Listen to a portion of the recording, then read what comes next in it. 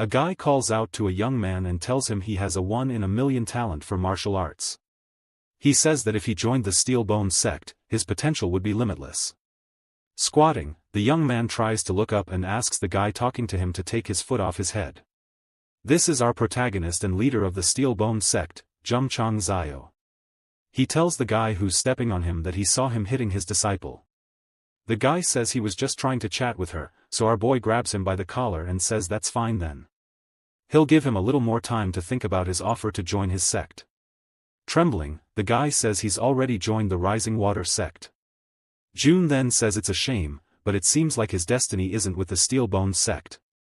He asks Kanshin if this guy was bothering her. She's the first disciple of the sect and says he tried to touch her hand. At that, June kicks the guy in the chin, saying he's looking for trouble. While the guy begs him to stop, insisting he wasn't trying to offend the girl, the poor guy gets beaten up in the jungle. After that, the two leave with June asking Kanshin if he looked cool and she wonders why he only punched the guy in the face. From a distance, the poor guy vows to make them pay for this. Then we arrive at the Steel Bone sect. The leader of this place once jumped off a cliff and survived, and that's how he founded this sect and named it. After 10 continuous years of work, he finally turned it into a level 9 sect. However, he was sent to prison for causing trouble at his cousin's house, and when he tried to escape, he was executed. And that's how Arjun became the leader of this incredible place. He took control of this body when its owner was crushed by the entrance sign. The poor guy couldn't believe he'd have to take over such a fool's place, but none of that would kill his determination. Like people from other stories, he's sure he'll receive a system and become a genius. At that moment, the system appears. He's confused, wondering if it's really going to be that easy. Along with the area, a little window pops up. Our boy thinks the interface has appeared in full force, but what shows up are details about the sect, stating that it's a level 1 place with 1 member and 0 contributions. His task was to transform this failing sect into the greatest in the entire world, with 100,000 disciples within 100 years. He thinks that for a first mission, it doesn't sound too easy, especially considering he's incredibly weak, the place is bankrupt, and it has only 1 member. He concludes that no system would ever offer a mission without some kind of reward if it were impossible. It must be because of the body that died crushed. Then a notification appears, telling him to open the first gift. He smiles, saying he knew getting something was impossible otherwise. And in his hands, a spatial ring appears. He's confused, wondering what kind of finger this size is meant for if that's supposed to be a ring. Our boy's name means someone who smiles a lot. However, it's going to be hard to keep smiling considering he's received a basically impossible mission. Normally, people receive tons of power and abilities, so why did he get this gigantic ring? Even though it didn't look like it, it had an inscription saying it was indeed a ring. Since it was a spatial ring, he decided to check if there was anything inside. A lot of special effects happened, and he imagined there'd be some treasures. However, when he went in, there was just a chunk of a block. He wondered why it seemed so useless. He was expecting a legendary weapon, some kind of guardian or something that would change his life. However, he hears a heartbeat coming from the block. He's sure there's some kind of martial genius inside that will teach him everything. Obviously, something kept inside such a rare item couldn't be useless. Then a strange writing appears, showing the detonation time is 99 years and 23 hours. The bomb would only be disarmed if he completed the main mission. He throws the thing away, wondering why the artifact he received is actually a bomb. Strangely, a timer decreases whenever it's tossed around. He says it's useless, and the timer isn't even counting down right. The system mourns that the item has his soul and consciousness, so if he irritates it, the countdown will go faster. The poor guy makes a little prayer hoping to recover the time. He apologizes to the stone and tells the system he wants to go home because this reincarnation is a joke. However, the system says there's no way back, and if he doesn't complete the mission, he'll be blown up forever. Finally, he receives the first item, the Calamity Saber. The thing drops right between his legs. The system tells him at least it's good for him to make good use of it. He decides to check some information to figure out how he's going to do this. The things he has no idea about yet are what this sect construction business is and what the contribution value means. The system gives him a list of tasks ranging from building a medicine refining place to a beast tower, and when he reaches level 5 or higher, he will be able to see more. He asks how he's supposed to do these things, and the system says he will need more disciples, and to increase contribution, he has to place valuable treasures in the sect. With that, he could buy treasures and he gets interested. He asks how to open this shop and the system says he needs 1 point. He immediately wants to know how to get it. The system tells him he will need more disciples. He already understands that everything depends on his disciples since he will need construction and treasure points. He decides that his task from now on will be to recruit more people, so he gets to work. He makes a recruitment sign and says that with his charm, he'll have at least 103 days. However, a month and a half passes and the poor guy is left abandoned. He wonders how it's possible that not a single person has shown up, until someone calls out to him. Kanshin shows up and says she wants to join the sect. He immediately pulls out the instant noodles, runs up to her face and says she's beautiful and that the boss is willing to accept her. She says that if he's the boss, she's no longer interested in joining. Our boy tells her not to give up so easily, saying the place has a lot of potential. He starts making up all sorts of stories talking about how hard he worked to get to his position, that he's new, and he didn't have to insist much and she accepted, which he finds suspicious, but it's fine since that's what he wanted. With that, the sect reaches 2 members and the contribution increases to 1. Now he can take a look at the system shop. He's eager to see the secret techniques that will make him invincible. However, what he gets is a new player pack worth 1 measly point. He turns around crying, saying he should have known it wasn't going to be so easy to get something good. The system asks if he wants to take a look at the pack and he obviously says yes. He receives 2 items that help him escape and another one that makes him take less damage. Clearly, his life isn't going to be easy. He then opens the spatial ring and takes a look at the items. He asks the system about the experience item and the system says just breaking it will make him a little stronger. Right away, he breaks the item saying his time has come. With that, his power starts to increase and he says he now feels the path of immortality. However, the system tells him to wake up to reality. The place he's in now is below the normal minimum. He asks what this power seal opening is and the system says it's to unlock the Calamity Saber. He asks what kind of level 1 weapon needs to be unlocked. However, at least he gets an important piece of information. The system tells him about a nearby city where he could recruit other disciples. That's when suddenly, something comes spinning in the air and 5 guys appear in front of the 2. They're confused, wondering who these crazy people are. It's the bandana guy saying it was he who beat up the poor guy. Unfortunately, the 2 of them don't remember who this guy is. Kanshin asks and our boy says he thinks it's the guy he stepped on. The bandana guy says June was bold to hit someone from the rising sect and asks for his name. Our boy says he's June, the leader of the Steelbone sect. Everyone recognizes this sect as the one from the old leader who got caught at his cousin's house and then died trying to escape from prison. June shouts at them to stop slandering their sect like that. However, the guy wants to know how the leader of a worthless sect dares to harm his disciple. Our boy confidently tells Kanshin to take a step back because he's going to take care of everyone. She just tells him to remember that before he dies, she'll have to take the position from him. He's confused because she's the only disciple who wants to steal his position. But confidently, she activates the power she received. And with that, a fiery aura starts coming out of the boy. The guys ask if this isn't the weakest leader they've ever seen since the guy's only at level 3. Everyone starts laughing saying they've seen apprentices stronger than this leader. Then the guys activate their auras, saying they'll save time and finish him off quickly. Kanshin notices that the boy has dragged himself all over the field. She asks if he doesn't understand the situation. The apprentices next to her couldn't even react to this. And the system gives him the mission to deal with these 4 guys.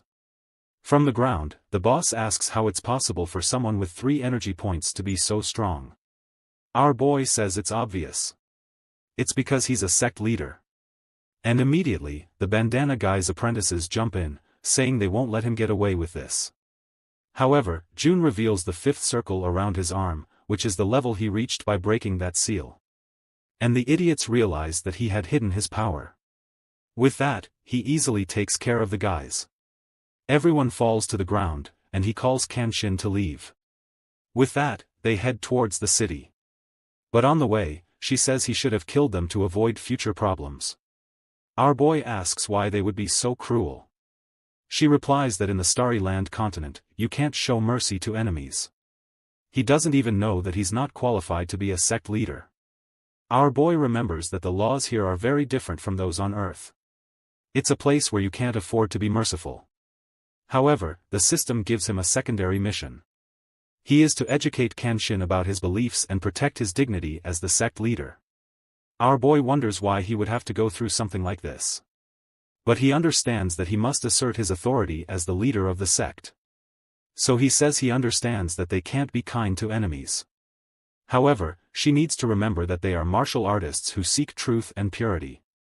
There's no reason to harm those who pose no threat, as it would only stain their reputation. The system congratulates him for the lesson, and he gains a point.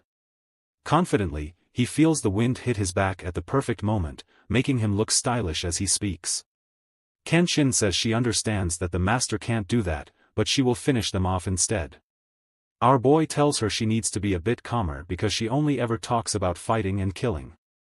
She immediately points her sword at him and asks why a woman couldn't just focus on fighting and killing. She would obey him as the leader, but he better not underestimate her. Our boy is startled by her aggressive reaction, already certain she's been through a lot.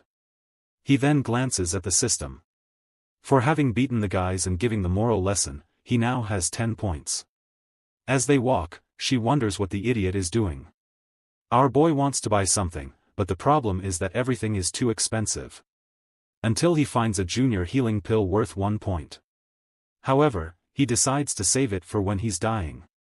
Suddenly Kanshin stops and warns that someone is watching them. The bushes ahead are rustling and our boy imagines it must be a destructive creature. He warns Kanshin that this path looks bad and suggests they change routes. However, she says she feels it's not a frightening creature.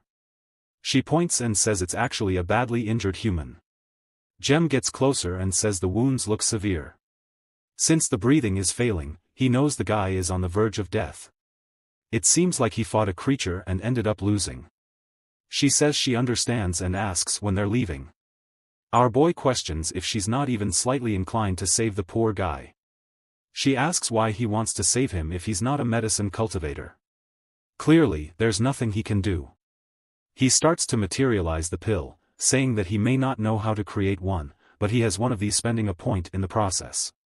He didn't expect to use it so soon, but is eager to see the effect. He gives the pill to the guy. Kanshin says that any common medicine won't heal the internal injuries he has. However, at that moment, she hears a cough. The guy is already getting up and our boy asks what she thinks of that. She's confused about how someone on the verge of death was revived as soon as they took this pill. Maybe her master is more mysterious than she thought. Meanwhile, the scoundrel is only thinking about how to get rich by selling it. He immediately orders the system to open the shop, saying he wants to buy a bunch more. Considering that in the martial world, people get hurt all the time, he'd become a king. With that money, he'd buy tons of disciples and the sect would grow giant. However, he can only buy one per month. At that moment, his dream of getting rich is shattered. That's when he notices the guy he healed is gone. She says he left without saying anything. Our boy asks how someone can be so ungrateful. He spent a contribution point and an item that won't return for a month. Kanshin suggests that he should be a little crueler as he won't gain anything by being good in their land. The poor guy was thinking of saving the man but he fled just like that. He starts to realize that in this place there are no laws and the moral restrictions of Earth don't apply here. He'll have to get used to the Starry Land and follow the rules of this world. Basically, living by the law of the jungle. Here he can have 50 women and be the richest in the world as long as he's tremendously strong. The system strangely congratulates him for understanding how this place works and he gains 10 contribution points. He didn't know that there were secret missions like this. The system explains that there are main missions, secondary missions, and secret missions. And lastly, there's something called epic missions, but he's too weak to know about that. Our boy already wants one of those, knowing the reward must be great. The system tells him that when he reaches the right level, those missions will be unlocked. He asks when that will happen, and the system says that information is not available. He celebrates at least gaining 10 points to buy something in the shop. At that moment, someone slashes him in the face with a sword. It's Kenshin, who tells him they've arrived at Jinying City. Our boy takes a look and notices the city walls are incredibly tall. Seeing this, he vows that one day the Steelbone sect will be more magnificent than this city. The guys nearby ask why an idiot disciple of this failing sect is here. Our boy tells them he's not a disciple. He's the leader of the Steelbone sect. Everyone falls silent and then starts laughing in his face, saying this is ridiculous. Not only is it idiotic that a sect like this still exists, but also that he had the audacity to show up at the recruitment meeting. Others say they can feel that at most he has the power of someone who awakened 3 levels. And with that, the poor guy was mocked from all sides. You never imagined it would be so difficult to carry the name of this place. Why did he come to a world where not only did he receive a system that doesn't help much but also a negative reputation? Kenshin touches his shoulder. He turns around saying that at least he can count on her. But she just says she understands he's feeling extremely embarrassed by the reputation. He feels desolate that this disciple doesn't hold back with her words. However, he stands up and says he's heard much worse and won't be affected by others' criticism. It's time for them to head to the recruitment area. On the way, she asks how he can stand being humiliated like this, and he wonders how this damn girl knows what he's thinking. However, he replies that he just has to endure a little because the only thing that makes him shut up is showing power. So far, he had completed missions given by the system, but now he would finally make the first move. The domination of Starry Land was about to begin. Meanwhile, in another nearby tent, a boy tells his master that this year they will recruit many high-quality youths. However, one next to him says they are a level 8 sect, so they should forget about getting the talented kids. This year, the Gentle Blades sect would take all the first-ranked disciples. The two start arguing, wanting to see who will get the best ones. Until someone walks between them, throws an umbrella on the ground, and says this cheap tent wasn't so bad after all. The saber guy asks who he thinks he is to stand next to his sect, and the one next to him warns that he's the leader of the Steelbone sect, which is the disgrace of all sections. The saber guy then says he will be kind and give him the chance to move away from that spot. Our boy replies that all sects are members of the alliance, so they can remain in harmony. However, the old man on the other side says he would have considered that in the past, but having a sect like his next to their tent is a disgrace.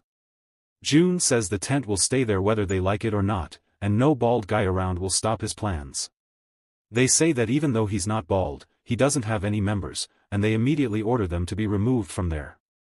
Our boy stands up and says it's a great chance to get some publicity for the sect, but at that moment someone shouts that Lai Qingyang from that family is arriving. Immediately, one of the old men says he doesn't care about June, and is going to do what's most important. Our boy thinks that name sounds familiar. The others nearby comment that as a descendant of the Li family, this guy has incredible talent. Talent in this world is defined by the spiritual root, which determines the maximum power someone can achieve in their life. In a small place like this city, even a medium root is something very rare, while our boy has an inferior root.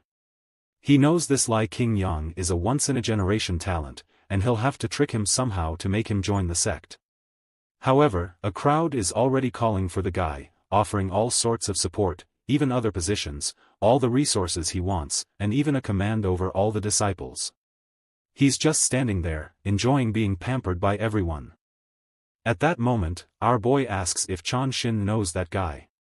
She says he's the one who was injured under the tree he saved. He sees that it's the boy and says this is interesting. At that moment, an old man approaches and calls out to King Yang, asking if he wants to join the Kongshin Mountain sect. Everyone knows this is a level 5 sect in Qingyang City. Considering how talented the boy is, it's definitely a great option. Our boy tries to pretend this doesn't mean anything to him, but is disheartened that there are such strong people around. But then someone approaches.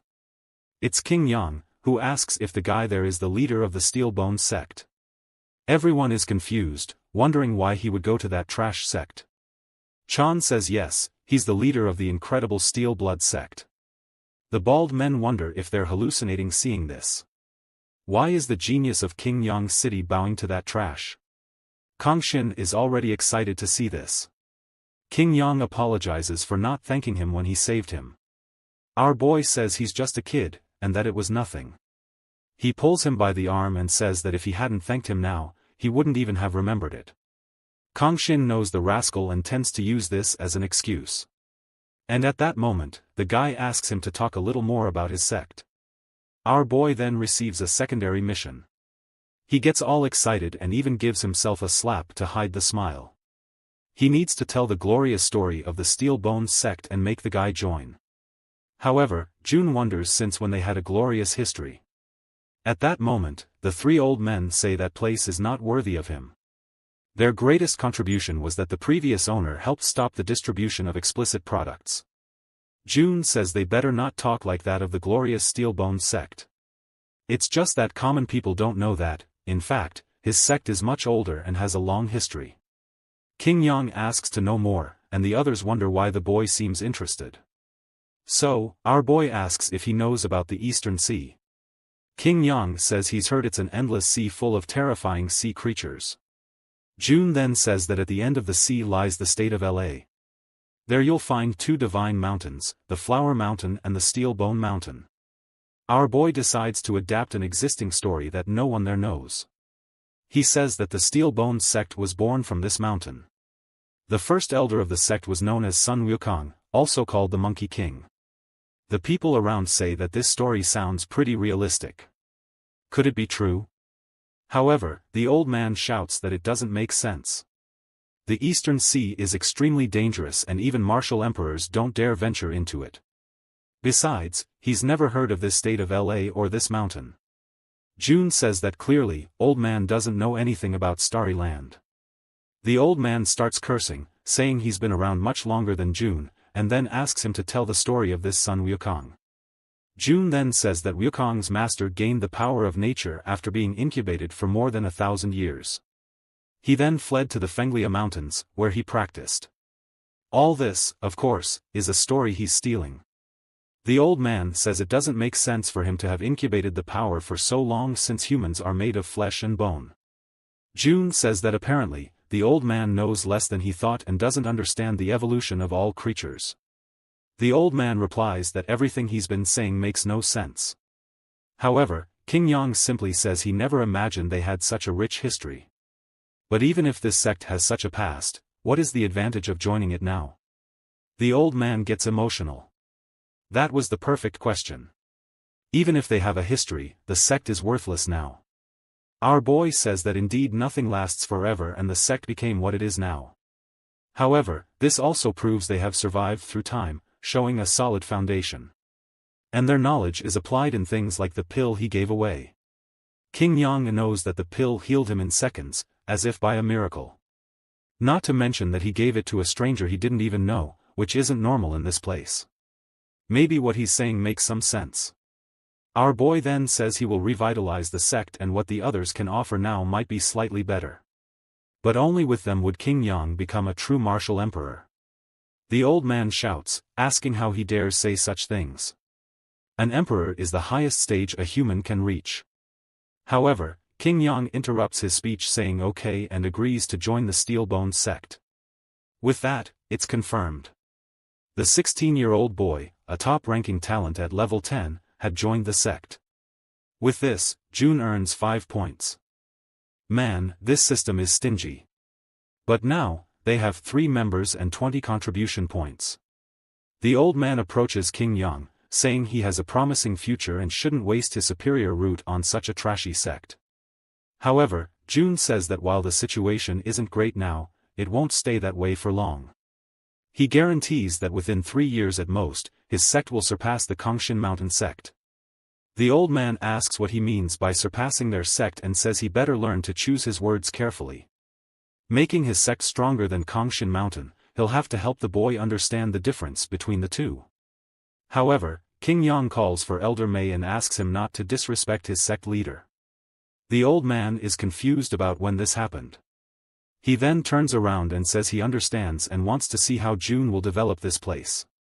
Until someone asks Elder May to wait a minute. It's Master Lai, King Yang's father, who says his son is still very young and naive. He will accept the offer on his son's behalf. However, King Yang says he's already in the Steel-Bone sect. But his father orders him to shut up, saying that this decision affects the entire family, so it's not up to him. The boy, however, responds that his father taught him to be honest, and now that he's joined the Steel-Bone sect, he's not leaving.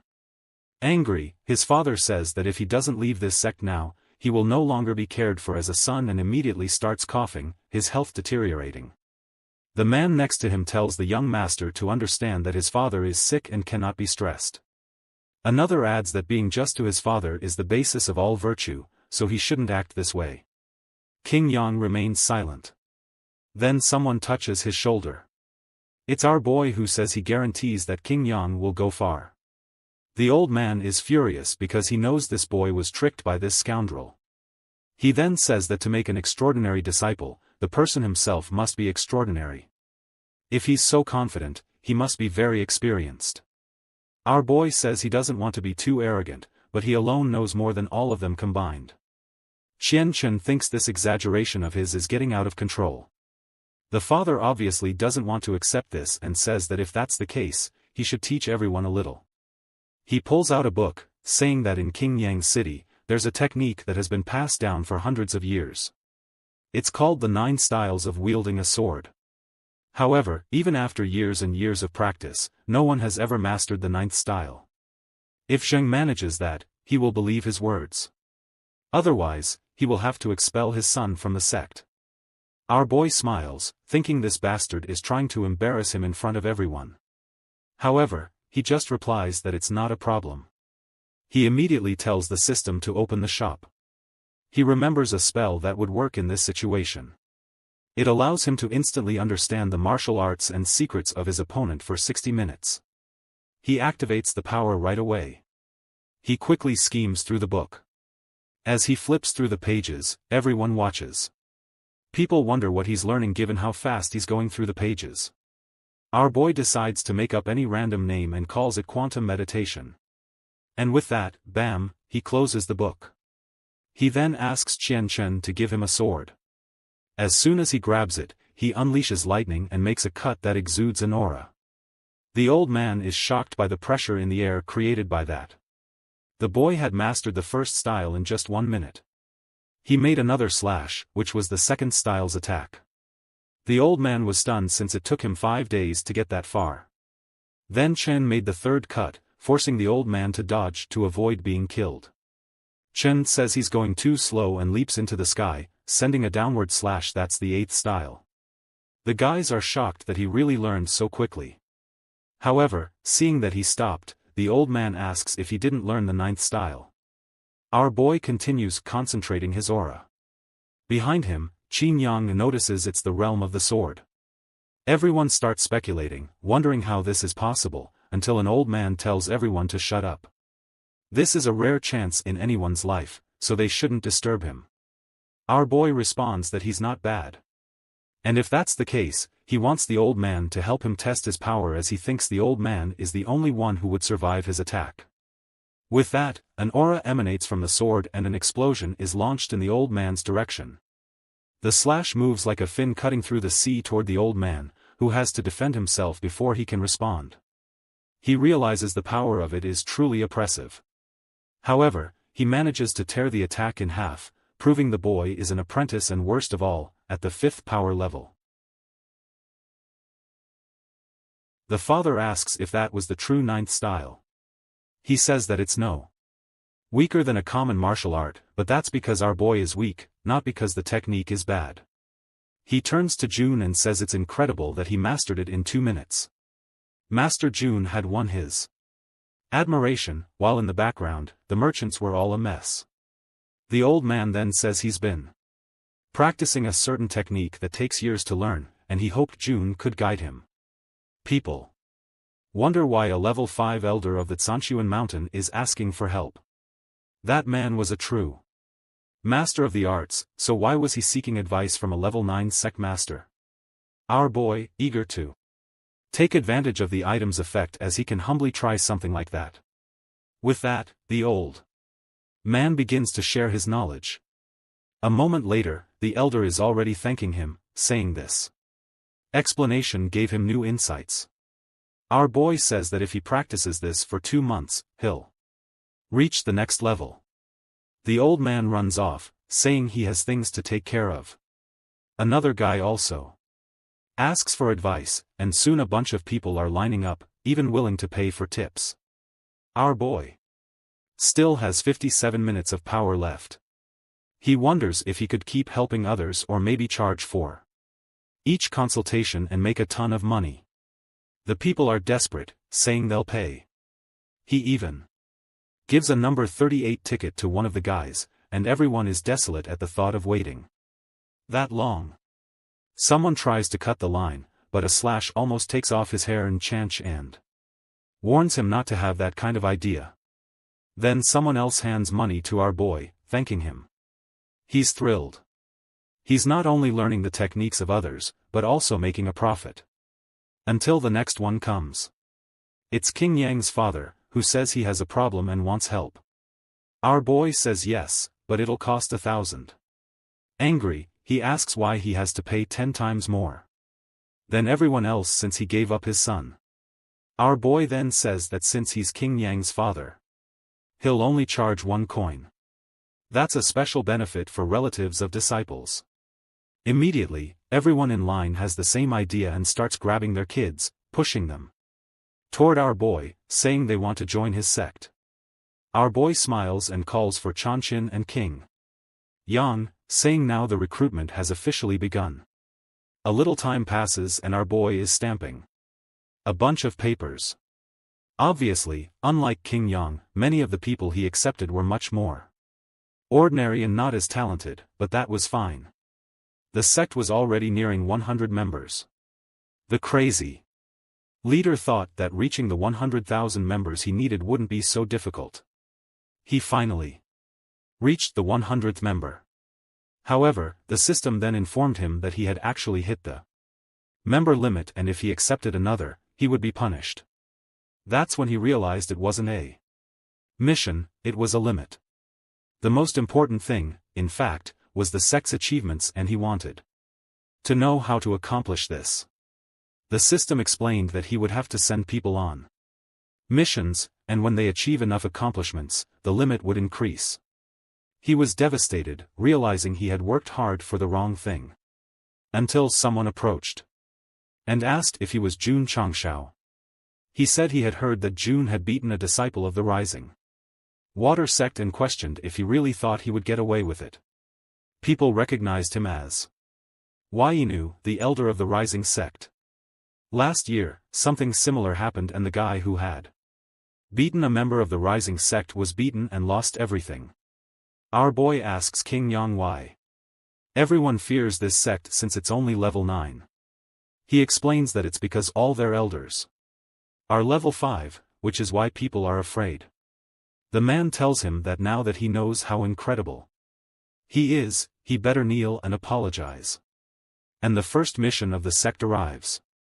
He would have to teach this guy a lesson. Our boy says that considering they provoked his disciple, the punishment he gave was small. What this guy was doing here was ungrateful and unjust.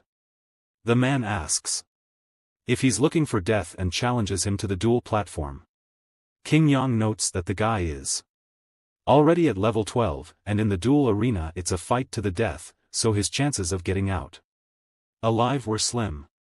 However, strangely, Jun is confident and says this saves him a lot of trouble.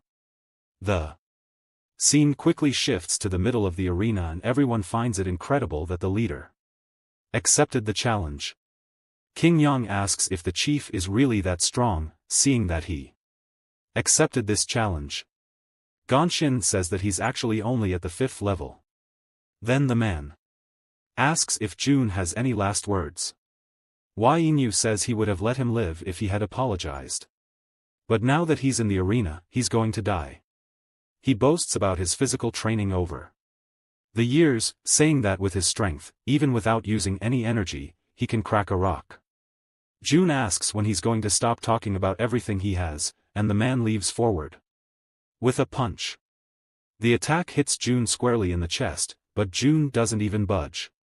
The guy's hand trembles. June asks if he's even started yet. The man then talks about Master Fan, the greatest blacksmith in the region, who spent his life creating unimaginable treasures. The blade he acquired is as precious as his life, and today is the first time it's being shown in front of others. Our boy notices some chips on the blade's tip and asks if it's already worn out. The man explains that a 100% flawless treasure from the master was too expensive. So he had to get one with some flaws, but then he makes a slash that cracks the entire ground. Warning that with this blade he can easily kill anyone, and tells June to draw his own sword.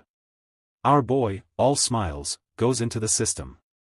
He tells the guy to calm down a bit because he's still choosing.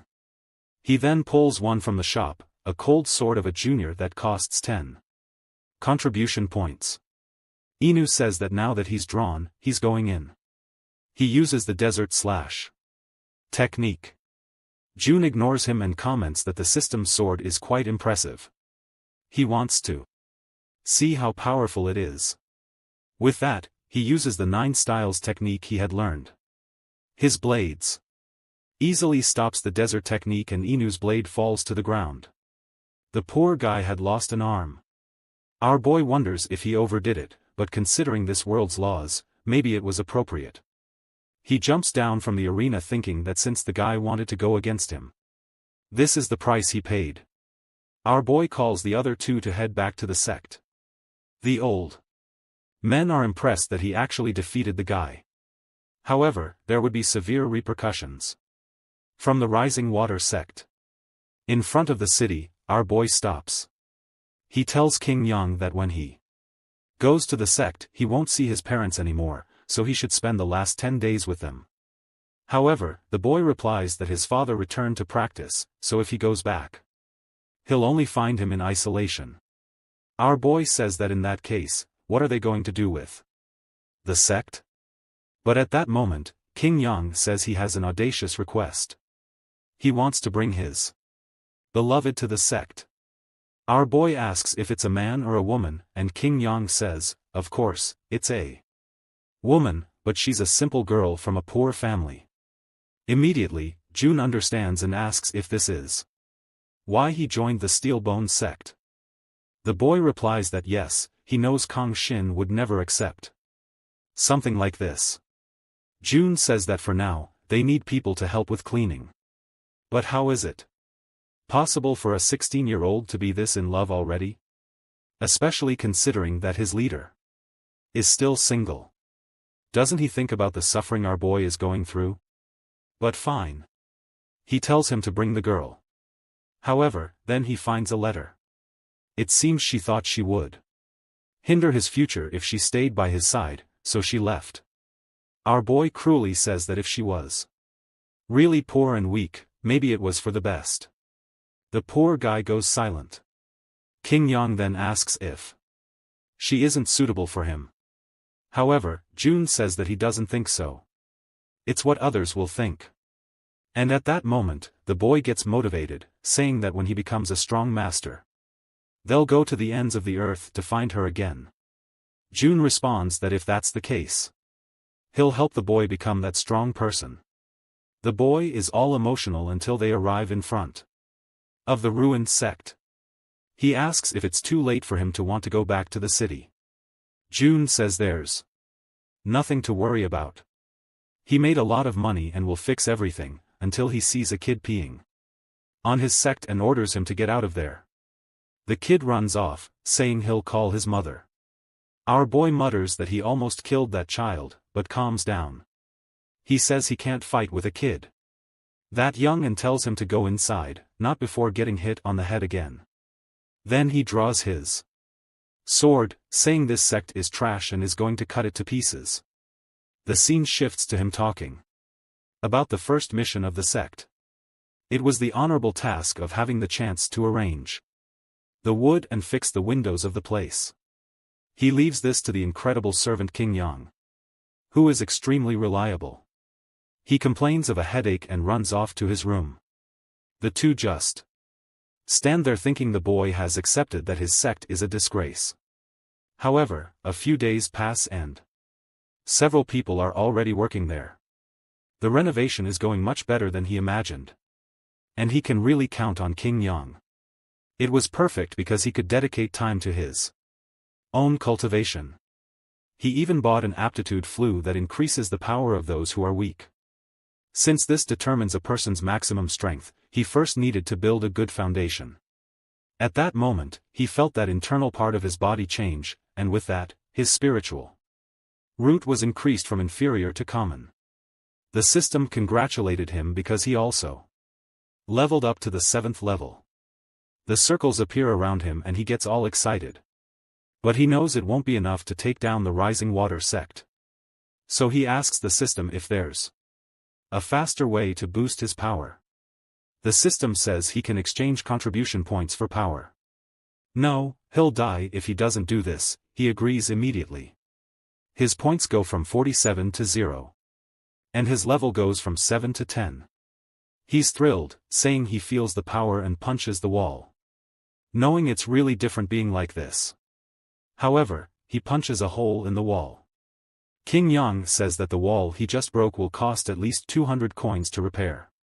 Our boy hands over the money, says he trusts him, and goes back to practice. King Yang says that if no more walls are destroyed in 3 days, they'll finish. Those 3 days pass. Our boy has been practicing some of the techniques he learned from the guys in the city, but it's not easy to evolve. But then he gets a shock. The sect was much more beautiful than he imagined. It had a lake and distinct architecture, even a balcony, and some stylish stones. He couldn't believe that was his sect. King Yang asks if he's satisfied with the renovations. Our boy says yes, he even thought he had changed worlds. The boy smiles and says he'll take him to the training area. He also wants to show him the cost of all this. All that's left for our boy is about 200 coins. He asks if there really isn't anything left for the entire sect. King Yang says yes, construction is still ongoing.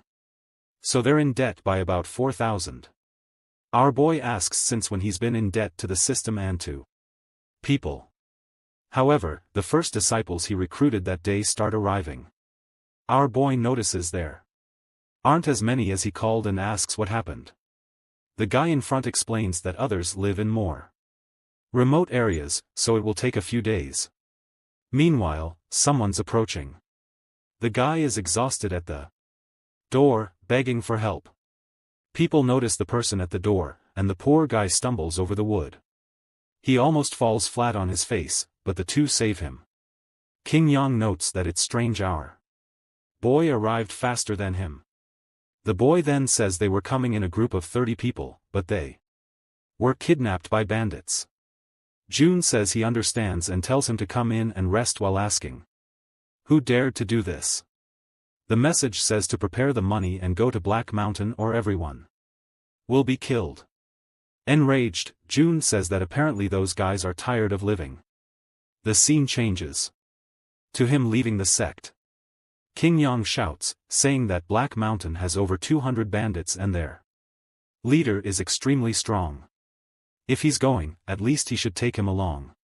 But June just tells him to stay there and take care of the sect, that this is an order. He can't let the bandits of this world think they can do whatever they want to his people. The scene shifts to the mountain. Some guys are standing in the middle of the staircase, until one of them tells the others to take a look. It seems like there's a crazy person trying to climb that mountain. The guy tells him to hand over everything he has or else he'll have to search for it, warning that if he has to look for it, June won't leave in one piece. However, June just wants to know if the boss is in the fort. The guys ask what he's talking about, but in a second, June moves and disconnects one of their heads. Trembling, the other guy says, yes, the boss is up there. June then orders them to let the boss know that the leader of the Steel Bone sect has arrived. The scene shifts to the entrance of the base. Several bandits are getting ready. A bunch of guys surround June and say the leader ordered them not to kill him so they could have a fair fight. He notices that the base is surrounded by mountains. It's no wonder people have a hard time dealing with these guys. The gate opens and, as he enters, he sees some guys getting whipped, another with blood on his skull, and a bunch of people on a throne watching him. Our boy immediately realizes that the guys in front are the elites of this place, each of them likely at least level 10. The guy on the throne is undoubtedly a qualified martial arts apprentice. The guy says he's honored by June's presence because it brings glory to this place. Seeing that the guy has 10 times his power, June thinks maybe he shouldn't have come alone. So he replies that he's only there to take back his Sect's disciples. The boss says he doesn't like wasting time either and it will be 100 coins per head. Since he took more than 30, it will be 3,000 in total. The guys next to him say June is lucky. It's usually 200 per person. But June asks what he thinks about 1 coin per person. If everyone their meals and apologizes, that's all he'll charge. The boss questions if June is telling some kind of joke and snaps his fingers.